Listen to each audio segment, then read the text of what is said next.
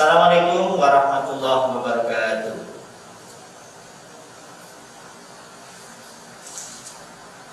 Bismillahirrahmanirrahim. Alhamdulillahirabbil alamin. Allahumma shalli wa sallim ala sayyidina Muhammad wa ala alihi wa ashabihi ajmain. Amma ba'd. Anak-anakku kelas 9, bagaimana kabar kalian hari ini? Sehat? Semangat? Harus. Iya, harus tetap sehat dan semangat. Bagaimana kabar orang tua di rumah? Mudah-mudahan orang tua kita di rumah juga dalam kondisi sehat, oleh Allah dikaruniai rezeki yang halal dan barokah, sehingga bisa mengantarkan kita menggapai tujuan kita menjadi anak-anak yang kelak nanti bisa berhasil dunia dan akhirat. Makanya anak-anak, ayo, kalian masih muda, masih punya energi yang full, masih punya semangat, nggak boleh malas-malas, harus semangat. Pandemi bukan sebuah alasan kita kemudian tidak berbuat apa-apa. Tunjukkan anak-anak Surabaya adalah anak-anak yang bisa dibanggakan. Kondisi tidak membuat kita lemah, tapi membuat kita semakin semangat. Itu nak ya. Kemudian anak-anak juga jangan lupa di tengah semangat kita untuk menggapai masa depan, jaga protokol kesehatan. Apa itu? Selalu pakai masker, cuci tangan pakai sabun dengan air mengalir, dan jaga jarak. Insya Allah protokol kesehatan ini kalau kita jaga, kita akan diberikan tetap kondisi sehat. Bukankah dengan sehat kita bisa lebih maksimal ibadah? Bukankah dengan sehat kita lebih maksimal belajar, lebih maksimal menggapai tujuan dunia? Ya, baik anak-anakku, hari ini Bapak tidak sendirian, akan ditemani oleh guru kita yang luar biasa. Assalamualaikum Ustaz Khalid. Waalaikumsalam warahmatullahi wabarakatuh. Bagaimana kabarnya Ustaz? Alhamdulillahirabbil alamin. Alhamdulillah. Nah, hari ini duet maut anak-anak ya. Karena hari ini ada dua tema yang luar biasa tentang tajwid. Nanti beliau Ustaz Farid yang akan mengajari kita bagaimana kita membaca Al-Quran lebih sempurna sesuai dengan kaidah yang ada. Anak-anak, sebelum sampai ke sana, baik akan Bapak bacakan dulu materinya nanti. Tapi sebelum itu kita akan baca Al-Fatihah dan doa di awal pembelajaran yang akan dipimpin oleh Ustaz Farid. Silakan Ustaz. Baik, terima kasih Pak Iman, anak-anakku sekalian. Mari kita berdoa sama-sama. Mudah-mudahan dalam pembelajaran ini bisa bermanfaat untuk kita semuanya. Semuanya di tempatnya masing-masing kita berdoa. A'udzu billahi minasy syaithanir rajim. Bismillahirrahmanirrahim. Alhamdulillahi rabbil alamin. Ar-Rahmanir Rahim. Maliki yaumiddin. Iyyaka na'budu wa iyyaka nasta'in. Ihdinas siratal mustaqim. Siratal ladzina an'amta 'alaihim ghairil maghdubi 'alaihim waladdallin. Amin. Raditu billahi rabba wa bil islami dina wa bi Muhammadin nabiyyan wa rasula. Rabbi zidni ilma warzuqni fahma birahmatika ya arhamar rahimin. Terima kasih anak-anakku. Kita kembali ke Pak Iwan. Alhamdulillahirrahmanirrahim. Kalau sudah kita awali dengan doa, insya Allah akan lebih berkah ilmu yang kita dapatkan nantinya. Bab 13, itulah yang akan kita pelajari anak-anak semuanya kelas 9. Simak dan perhatikan tentang menyuburkan kebersamaan dengan toleransi dan menghargai perbedaan. Setelah pelajaran ini diharapkan kalian akan lebih paham bagaimana apa toleransi dan menghargai perbedaan, kemudian penerapannya dalam kehidupan kita sehari-hari. Karena bagaimanapun juga Indonesia adalah penuh dengan keberagaman, Indonesia penuh dengan banyak suku, yang itu adalah potensi yang besar kalau kita bisa menjaganya. Di sesi awal, seperti yang tadi Pak Imam sampaikan, adalah tentang bagaimana kita membaca Al-Quran. Dan di bab ini, kalau kalian nanti tahu tentang bacaan pokok. Sebelum kita melanjutkan ke materi anak-anak, kita lihat dulu KD-nya yang harus kita pahami hari ini. Kita bisa lihat ya anak-anak di sampingnya Bapak. 3.2 memahami Quran surat Al-Hujurat ayat 13 tentang toleransi dan menghargai perbedaan dan hadis terkait. 4.2.1 membaca Al-Quran surat Al-Hujurat ayat 13 dengan tartil. Dan nanti tajwidnya akan disampaikan oleh Ustadz Farid. Kemudian 4.2.3 menyajikan keterkaitan toleransi dan menghargai perbedaan dengan pesan di Al-Hujurat ayat 13. Inilah 3 KD yang akan kita maksimalkan di pertemuan kita hari ini. Ya, makin semangat kan? Harus makin semangat, semakin berenergi untuk mencari ilmu agar nanti ilmu yang kita dapatkan kemudian kita terapkan dalam kehidupan sehari-hari. Insya Allah kalian akan menjadi anak-anak yang sangat bisa menghargai perbedaan seperti apapun perbedaan itu. Dan sesuai dengan yang Bapak sampaikan tadi, nanti kita akan belajar di bab tajwid ini adalah tentang waqaf. Tentang waqaf, bagaimana penerapannya, ada berapa jenis waqaf, dan contoh-contoh bacaannya nanti akan didetailkan oleh Ustadz Farid yang beliau memang sangat ahli di bidang membaca Al-Quran. Jadi anak-anak tetap semangat ya, bukunya disimak, dan sebelum kita melangkah ke segmen berikutnya, kita ikuti dulu terlebih dahulu jeda iklan pariwara berikut ini. Jangan kemana-mana, tetap di TV 9, santun menyejukkan.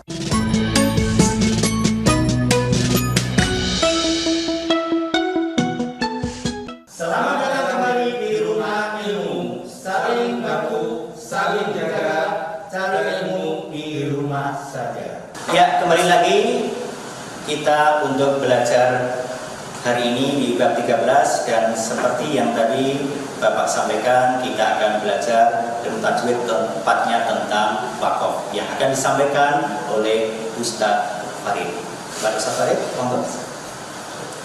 Terima kasih Pak Imam. Anak-anakku sekalian, marilah kita masuk ke materi yang pertama, yakni tentang pelajaran tajwid.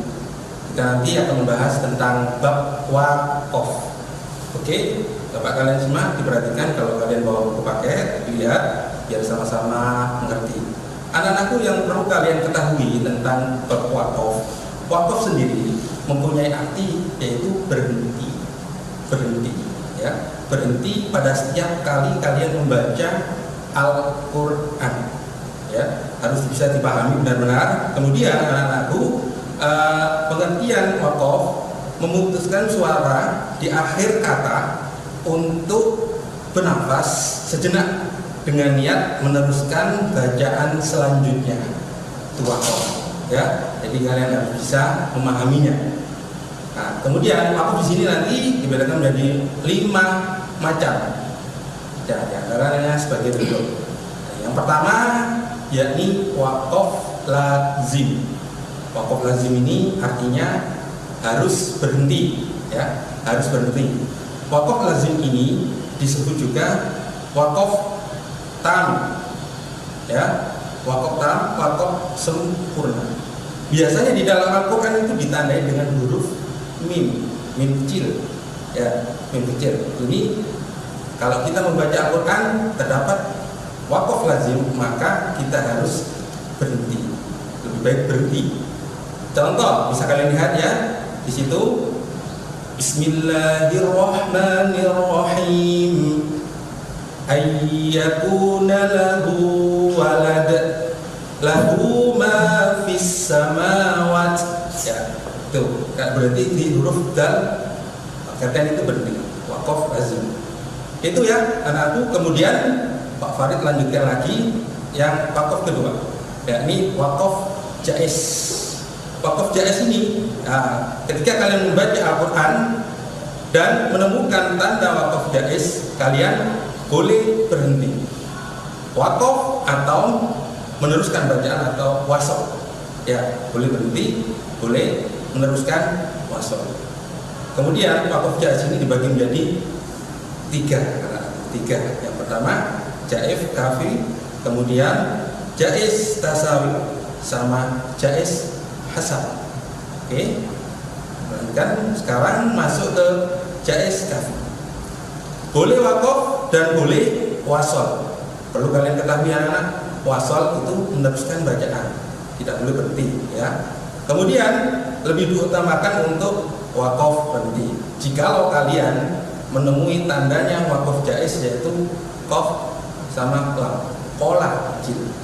Ya, seperti contoh kalian bisa lihat di bawah. Khatamallahu ala qulubihim wa ala sam'ihim wa ala absarihim ghishawatu wa lahum adzabun adzim. Di situ ada tanda wakaf sam'ihim, ya, lebih utamakan untuk berhenti. Kalian bisa ambil nafas, oke? Itu wakaf jaiz kafi, tandanya ko lam. Kemudian kita lanjutkan yang kedua, masih di jaiz ya, jaiz tasawuf. Tandanya yakni huruf jim, ya, huruf jim. Ya, ini jikalau kalian menjumpai ada wakaf jaiz tasawi, maka kalian kalau bisa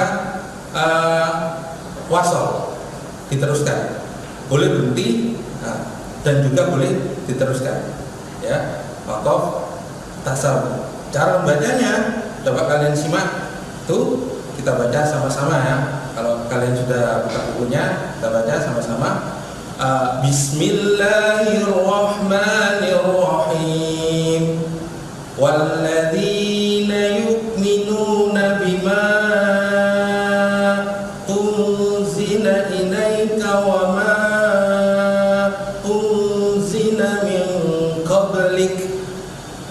itu ada tandanya wakaf jim, itu ya. Baru dilanjutkan wabil akhirati hum yuqinun. Kalau kalian nafasnya panjang, silakan boleh dilanjutkan sampai ayat terakhir. Contoh, walladzina yu'minuna bima unzila ilaika wa ma unzila min qablika wa bil akhirati hum yuqinun. Nah, itu cara bacanya wakaf jaiz tasawuf. Kemudian yang ketiga masih di jaiz ya, jaiz hasan, yaitu tandanya shad sama lam. Kalian harus bisa membedakan ya. Ini kalau kalian menjumpai ada wakaf jaiz hasan, maka kita boleh membaca wakaf dan boleh wasol. Jadi boleh berhenti dan juga boleh dibaca terus, membaca wasol. Kalau bisa lebih utamakan untuk dibaca terus. Contoh dilihat sama-sama. Bismillahirrahmanirrahim. Alladzi ja'ala lakumul arda firasan was samaa'a bina'an wa anzala minas samaa'. Di kalimat bina'an itu ada tanda soal wakaf, lebih baik terus ya. Dari sini bisa dimengerti ya anak-anakku. Coba kalian praktekkan lagi. Kemudian Pak Farhan lanjutkan ya, wakaf mu'annaqah atau muraqabah ya. Di sini tandanya itu ada titik tiga. Jika kalian membaca kemudian ada titik tiga di antara bacaan itu, boleh kalian berhenti di salah satu titik itu, atau di titik yang pertama boleh berhenti dan boleh berhenti di titik yang kedua. Tapi pada umumnya berhenti di titik yang kedua. Contoh, nah, di dalam surat Al-Baqarah, ya. Dzalikal kitabu la raiba fi. Berhenti di sini. Kemudian melanjutkan hudal lil muttaqin. Nah, itu anakku contoh dari wakaf muraqabah atau mu'allaqah, titik tiga. Kemudian anak-anakku yang terakhir, yakni wakaf mamnu, yakni wakaf maksudnya dilarang berhenti. Dilarang berhenti pada tempat yang terdapat tanda wakaf. Jadi tandanya ini huruf lam alif ya, itu. Kemudian cara bacanya harus diwasal terus. Seperti contoh, qalu inna ma'akum innama nahnu mustahzi'un. Itu ada tanda wasalnya. Terima kasih. Mudah-mudahan bisa bermanfaat untuk kalian ya. Kalian bisa mempraktekannya. Kemudian tetap semangat. Saya kembali lagi ke Pak Imam. Terima kasih Ustaz Farid yang sudah mengajari tata cara membaca bacaan tajwid tentang wakaf. Mudah-mudahan kalian semakin mengerti dan paham dan bisa dipraktikkan ketika membaca Al-Quran. Sebelum kita lanjutkan, kita ikuti dulu iklan pariwara berikut ini. Jangan kemana-mana, tetap di TV 9, santun menyejukkan.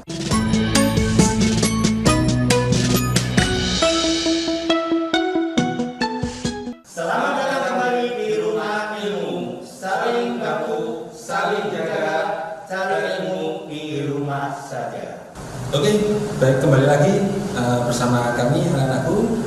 Sebelum melanjutkan materi berikutnya tentang toleransi, Pak Farid akan mengajak kepada kalian semuanya bersama-sama membaca surat Al-Hujurat ayat 13. Simak bersama-sama. Kita mulai. A'udzu billahi minasy syaithanir rajim. Bismillahirrahmanirrahim. Ya ayyuhan nasu inna khalaqnakum min dzakarin wa unsa wa ja'alnakum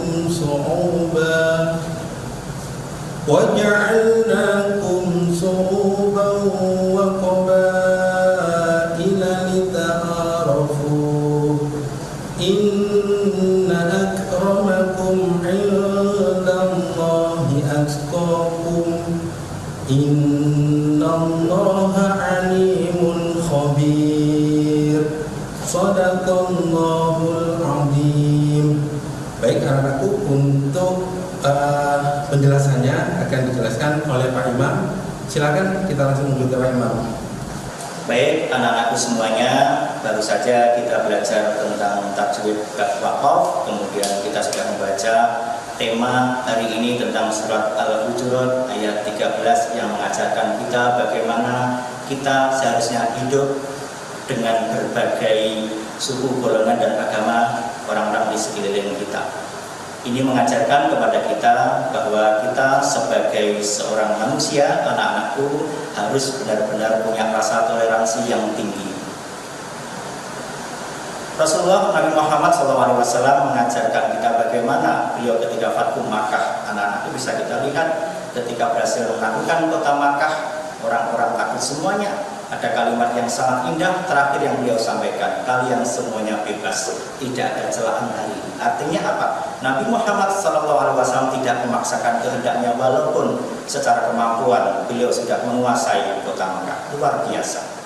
Nabi Muhammad SAW juga hidup bertetangga dengan orang Yahudi, orang Quraisy, dari suku Bani Nadir, suku Bani Quraidah, suku Bani Quraidah. Kemudian tetapi apakah kemudian Nabi Muhammad memaksakan diri kepada mereka dalam agama? Tidak. Konsepnya adalah lakum dinukum waliyadin, untukmu agamamu, untukku agamaku. Jadi beliau memberikan sebuah teladan yang bagus sekali anak-anak kepada kita semuanya.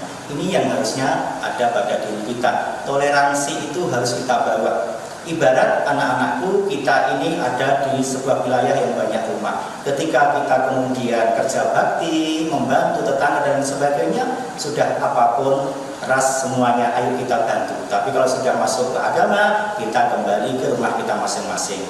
Kita persilahkan mereka yang non-muslim sesuai dengan keyakinannya, kita akan nyaman ibadah sesuai dengan keyakinan kita. Itulah toleransi yang harusnya kita bawa. Berikutnya anak-anak. Nabi Muhammad juga mengajarkan kepada kita ini adalah sebuah satu kekuatan. Anak-anak bisa tahu kan bangunan, nah, coba kita lihat bangunan yang lantai bertingkat-tingkat itu, coba kita lihat sekilas di mata kita itu seperti hanya cat warna putih, tapi ternyata kok begitu kuat, karena apa? Di dalamnya itu macam-macam. Coba tanya kepada ahli bangunan, isinya ya besi, kemudian koral, isinya kemudian semen, kemudian ada air ditambah dengan bahan yang lain, diaduk-aduk menjadi sebuah bingkai yang kuat luar biasa. Kita tidak mungkin bisa merobohkan. Artinya apa? Perbedaan itu anak-anak harusnya menjadi bagian yang bisa menguatkan kita. Jadi tidak ada kemudian kita saling mengejek kepada temannya, kita saling menghina kepada temannya, agamanya, sukunya dan sebagainya. Karena semuanya sesungguhnya adalah saling menopang, memberikan kekuatan kepada kita. Anak-anak coba ketika diskusi di kelas, pendapat si A, pendapat si B, si C, ayo dirangkai kemudian menjadi sebuah hasil yang rundingan bersama-sama, hasilnya akan sangat bagus sekali. Jadi kebersamaan itu anak-anak menjadi bagian terpenting dalam kehidupan kita. Seperti apapun kita butuh ditopang oleh yang lain. Kita bisa tahu, anak-anak kasih contoh misalnya mobil di jalan itu coba unsurnya banyak sekali di dalam, ada ban, ada kaca, ada kemudian kabel, ada saling menopang, saling mensupport, saling mendukung, jadilah sebuah kendaraan yang enak dinikmati, dirasakan. Karena apa? Karena banyak perbedaan. Kalau kemudian mobil itu hanya ban saja, tidak ada kenyamanan, tidak ada rasa nyaman di dalam. Karena perbedaan itu kemudian dirangkai anak-anak, jadilah sebuah kekuatan. Kalian hidup di masyarakat bersama keluarga kita kan macam-macam, mungkin kalian dengan kakaknya berbeda, kalian dengan orang tuanya mungkin beda pandangan. Harusnya ini saling menguatkan, tidak saling jauh, tidak saling merasa paling benar, tidak merasa paling hebat.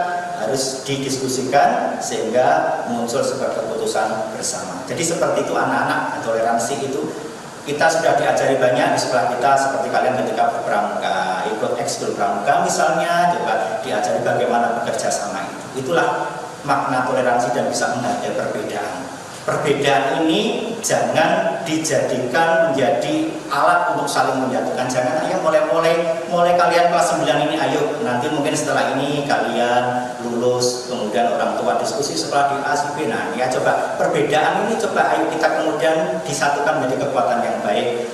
Keputusannya orang tua kamu harus sekolah di A dengan berbagai pertimbangan dijalani. Semuanya harus didiskusikan karena kita itu kan berbeda anak. Berbeda itu tidak semuanya bisa satu, tapi bisa menjadi kekuatan yang hebat. Makanya anak-anak, toleransi harus dipegang dalam kehidupan kita. Nah, sebagai terakhir, anak-anak ada 2 soal yang nanti dikerjakan dan itu nanti dikumpulkan di guru masing-masing ya. 1, ada 1 teman sekelasmu membaca Al-Quran namun tidak memahami macam-macam wakaf sehingga bacaan Al-Qurannya salah. Maka sikapmu itu seperti apa? Tulis. Yang kedua adalah bertoleransi dan menghargai perbedaan perlu dibiasakan dalam kehidupan sehari-hari. Terus tuliskan manfaat toleransi itu apa? 2 soal. Mudah-mudahan bermanfaat. Baik, anak-anakku semuanya, demikianlah pembelajaran bab 13 hari ini tentang toleransi dan tentang wakaf. Mudah-mudahan memberikan manfaat untuk kita semuanya.